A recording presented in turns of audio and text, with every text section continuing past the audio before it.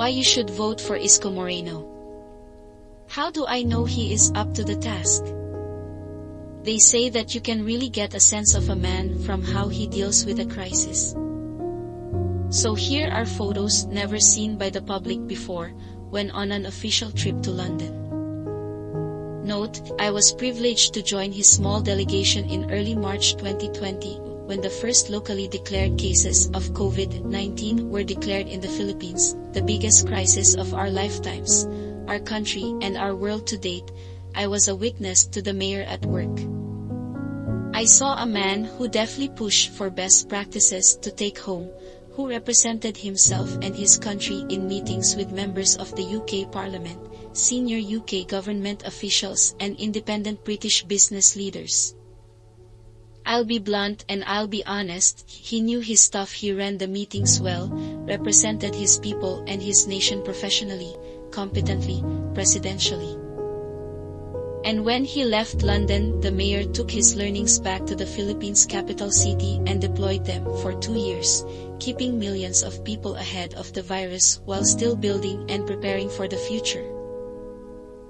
For those who continue to belittle him by saying he's just a local government official with no experience, I can assure you there is no bigger job in the entire Philippines than managing its capital city, 15,000 direct employees, millions of residents, a symbol and emblematic of the country at large.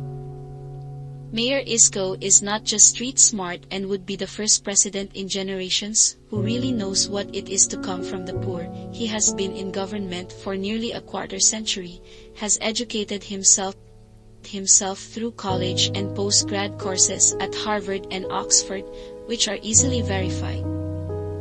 He knows what he's doing and, unlike anyone else running for President of the Republic of the Philippines, has a clear vision and a plan for inclusive economic and social recovery.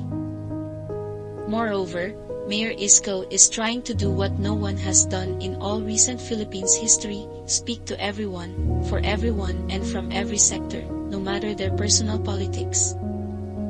And reaching out to everyone, seeking to be the president of everyone, for the benefit of everyone, is precisely what real leadership is truly all about.